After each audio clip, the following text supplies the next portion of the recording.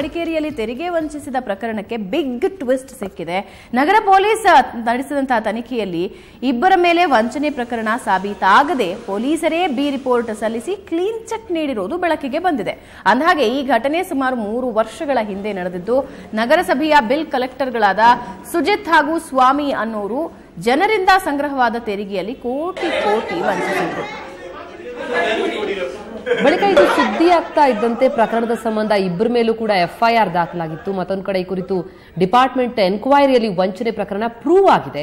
ಆದರೆ ಪೊಲೀಸ್ ತನಿಖೆಯಲ್ಲಿ ಮಾತ್ರ ಕ್ಲೀನ್ ಚೀಟ್ ಸಿಕ್ಕಿದೆ. ಈಗ ಅದು ಬೆಳಕಿಗೆ ಬಂದಿರುವಂತದ್ದು. ಹೀಗಾಗಿ ಪ್ರಕರಣದ ಕುರಿತು ಎಫ್ಐಆರ್ ದಾಖಲಾದರೂ ಸೂಕ್ತ ಕ್ರಮ ಕೈಗೊಂಡಿಲ್ಲ ಅಂತ ನಗರಸಭೆ ಸಾಮಾನ್ಯ ಸಭೆಯಲ್ಲಿ ಚರ್ಚೆಯಾಯಿತು. ಜೊತೆಗೆ ಪ್ರಕರಣದ ಸಂಬಂಧ ಮಡಿಕೇರಿ ನಗರ ಪೊಲೀಸ್ ಠಾಣೆಯಲ್ಲಿ ದೂರು ಕೂಡ ದಾಖಲಾಗಿದೆ.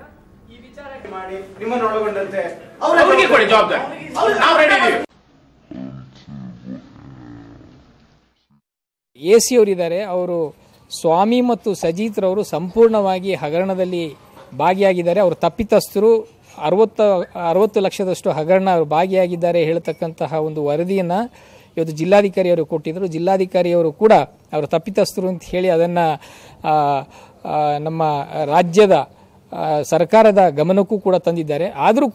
ಆದರೂ ಏನು ಆರೋಪಗಳಿದ್ದಾರೆ, ಅವರೊಂದು ರಾಜಾರೋಷವಾಗಿ ಇಲ್ಲಿ ನಗರದಲ್ಲಿ ಓಡಾಡ್ತಿದ್ದಾರೆ. ಅವರಿಗೆ ಯಾವುದೇ ಭಯ ಇಲ್ಲ. ಸೊ ಈ ಥರ ಆದರೆ ನಗರದ ಈ ಒಂದು ಜನರ ಹಣವನ್ನು ಪೋಲ್ ಮಾಡಿರ್ತಕ್ಕಂಥ ಆರೋಪಿಗಳಿಗೆ ಶಿಕ್ಷೆ ಆಗಿಲ್ಲ ಅಂದರೆ ಮುಂದಿನ ದಿನಗಳಲ್ಲಿ ಇದೇ ಥರ ಬೇರೆ ಬೇರೆ ಹಗರಣಗಳು ಹೊರಬರುವ ಒಂದು ಸಾಧ್ಯತೆ ಇರೋದ್ರಿಂದ ಈ ಕಾರಣವಾಗಿ ನಾವು ಕಳೆದ ಮುಖ್ಯಮಂತ್ರಿಗಳು ಮಡಿಕೇರಿಗೆ ಬಂದಾಗ ಅವರಿಗೊಂದು ಮನವಿಯನ್ನು ಕೊಟ್ಟಿದ್ದೀವಿ. ತಕ್ಷಣವೇ ಮುಖ್ಯಮಂತ್ರಿಯವರು ಈ ಬಗ್ಗೆ ನಮ್ಮ ಜಿಲ್ಲಾಧಿಕಾರಿಗೆ ಗಮನಕ್ಕೆ ತಂದು ಇದಕ್ಕೆ ಒಂದು ಶಾಶ್ವತ ಒಂದು ಪರಿಹಾರ ಕಂಡುಹಿಡಿಯಲಿಕ್ಕೆ ತಕ್ಷಣವೇ ಒಂದು ಇದು ಮಾಡಲಿಕ್ಕೆ ಹೇಳಿದ್ದಾರೆ. ಎಸಿ ಕುರಿತು ಇನ್ನಷ್ಟು ಡೀಟೇಲ್ಸ್ ಕೊಡ್ತಾರೆ ನಮ್ಮ ರಿಪೋರ್ಟರ್ ಪ್ರಜ್ವಲ್. ಈಗ ನಮ್ಮ ಜೊತೆ ದೂರವಾಣಿ ಸಂಪರ್ಕದಲ್ಲಿದ್ದಾರೆ. ಪ್ರಜ್ವಲ್, ಕೋಟಿ ತೆರಿಗೆ ವಂಚಿಸಿದ್ದಾರೆ, ಆದರೂ ಪೊಲೀಸರು ಯಾವ ಆಧಾರದ ಮೇಲೆ ಕ್ಲೀನ್ ಚೀಟ್ ಕೊಟ್ಟರು? ಜೊತೆಗೆ ಈಗ ಇದು ಬೆಳಕಿಗೆ ಬರೋದಕ್ಕೆ ಪ್ರಮುಖ ಕಾರಣ ಏನು ಅಂತ? ಪ್ರತಿಮಾ, ಏನಂತ ಹೇಳಿದ್ರೆ ಮಡಿಕೇರಿ ನಗರಸಭೆಯಲ್ಲಿ ಈ ಒಂದು ವಂಚನೆ ಪ್ರಕರಣ ಕಳೆದ 3 ವರ್ಷಗಳ ಹಿಂದೆ ನಡೆದಿತ್ತು. ಜನರಿಂದ ಕಲೆಕ್ಟ್ ಮಾಡಿದಂತ ಹಣವನ್ನ ಈ ಇಬ್ರು ಬಿಲ್ ಕಲೆಕ್ಟರ್ಗಳು ಏನಿದ್ದಾರೆ, ಸ್ವಾಮಿ ಮತ್ತು ಸುಜಿತ್, ಇಬ್ರು ಕೂಡ ನಗರಸಭೆಗೆ ಕೊಟ್ಟೆ ವಂಚನೆಯನ್ನ ಮಾಡಿದ್ರು.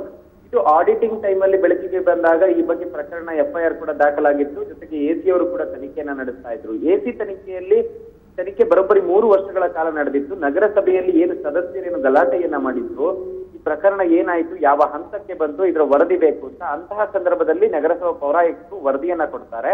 ಆ ವರದಿಯಲ್ಲಿ ಎಸಿ ತನಿಖೆಯಲ್ಲಿ 60 ಲಕ್ಷ ವಂಚನೆ ಮಾಡಿರೋದು ಸಾಬೀತಾಗಿದೆ, ಅವರ ವಿರುದ್ಧ ಶಿಸ್ತು ಕ್ರಮ ತೆಗೆದುಕೊಳ್ಬೇಕಂತ ಹೇಳಿದ್ದಾರೆ ಅಂತ. ಅದೇ ಸಮಯದಲ್ಲಿ ಪೊಲೀಸರು ಏನು ಮಡಿಕೇರಿ ನಗರ ಪೊಲೀಸರು ಏನು ತನಿಖೆ ನಡೆಸಿದ್ರು, ಅವರು ಸೂಕ್ತ ಆಧಾರಗಳಿಲ್ಲ, ದಾಖಲೆಗಳನ್ನ ಕೊಟ್ಟಿಲ್ಲ ಅಂತ ಹೇಳೋ ಕಾರಣಕ್ಕೋಸ್ಕರ ಬಿ ರಿಪೋರ್ಟ್ ಅನ್ನ ಹಾಕ್ತಾರೆ. ಈ ಒಂದು ಹಿನ್ನೆಲೆಯಲ್ಲಿ ಈ ವಿಚಾರ ಬೆಳಕಿಗೆ ಬಂದಿರುವಂತದ್ದು. ನಗರಸಭೆಯಲ್ಲಿ ಭಾರಿ ಚರ್ಚೆ ಕೂಡ ನಡೆದಿದೆ. ಇದ್ರ ಜೊತೆಗೆ ಮತ್ತೊಂದು ಆರೋಪ ಏನ್ ಕೇಳಿ ಬಂದಿದೆ ಅಂತ ಹೇಳಿದ್ರೆ, ಈ ಒಂದು ನಗರಸಭೆಯಲ್ಲಿ ಇಷ್ಟೆಲ್ಲ ನಡೆಯಬೇಕಾದ್ರೆ ಅಲ್ಲಿನ ಸಿಬ್ಬಂದಿಗಳು ಅಥವಾ ಬೇರೆ ಅಧಿಕಾರಿಗಳೇ ಕಾರಣರಾಗಿರ್ತಾರೆ, ಅವರಿಂದ ಈ ತರ ಒಂದು ನಡೆಯೋದಿಲ್ಲ ಎಂಬ ಆರೋಪ ಕೂಡ ಕೇಳಿ ಬಂದಿದ್ದು. ಈ ಬಗ್ಗೆ ಇನ್ನೂ ಹೆಚ್ಚಿನ ತನಿಖೆ ಆಗ್ಬೇಕು, ಸ್ಪೆಷಲ್ ಆಡಿಟಿಂಗ್ ಆಗ್ಬೇಕು. ಅಲ್ಲದೆ ಏನೊಂದು ಆ ವಂಚನೆಯನ್ನ ಮಾಡಿರ್ತಾರೆ, ಜನರ ಹಣವನ್ನ, ನಗರಸಭೆ ಬೊಕ್ಕಸಕ್ಕೆ ಸೇರ್ಬೇಕಾದ ಜನರ ಹಣವನ್ನ, ಆ ಒಂದು ಹಣವನ್ನ ರಿಕವರಿ ಮಾಡಬೇಕು ಕೂಡ ಈ ಸಭೆಯಲ್ಲಿ ಚರ್ಚೆಯಾಗಿದೆ. ಆದ್ರೆ ಈ ಬಗ್ಗೆ ಯಾವುದೇ ರೀತಿ ಕ್ರಮಗಳಾಗದೇ ಇರೋದು ನಿಜಕ್ಕೂ ದುರಂತ ಅಂತಾನೆ ಹೇಳ್ಬೋದು. ಥ್ಯಾಂಕ್ ಯು ಪ್ರಜ್ವಲ್ ತಮ್ಮ ಮಾಹಿತಿಗೆ.